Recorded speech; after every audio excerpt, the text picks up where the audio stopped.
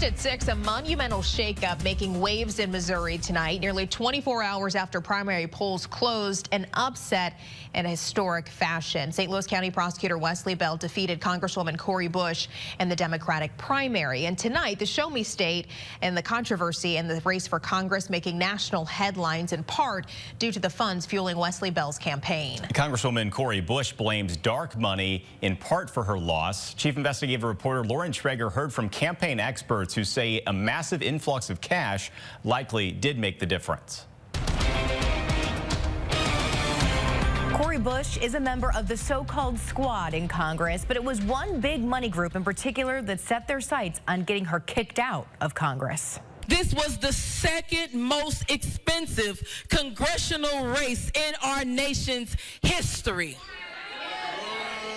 $19 million and counting. In a fiery concession speech Tuesday, Cory Bush took aim at APAC. APAC, I'm coming to tear your kingdom down.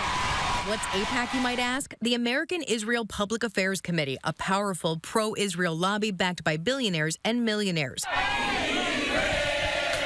After Bush's remarks critical of Israel in its war with Hamas, they and other affiliated groups, some of which don't disclose donors, pumped millions of dollars into supporting her opponent, Wesley Bell, money he took advantage of. I want to thank our partners at APAC, all the donors, all the supporters. Money and outside spending was a major factor within this race. St. Louis University professor Stephen Rogers says money was most certainly a difference maker. When outside groups are spending literally in millions of dollars, which is more than was spent on this very same district in previous races, that very likely is going to affect what people know about these candidates, what they think about these candidates, and whether to even show up to vote.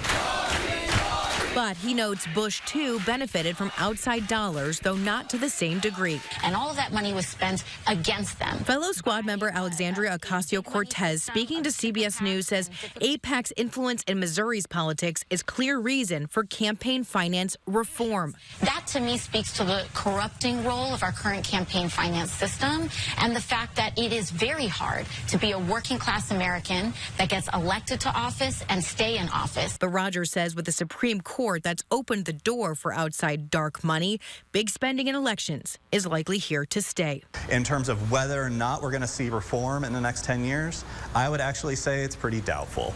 APAC also invested even more money to defeat a congressman in New York earlier this year.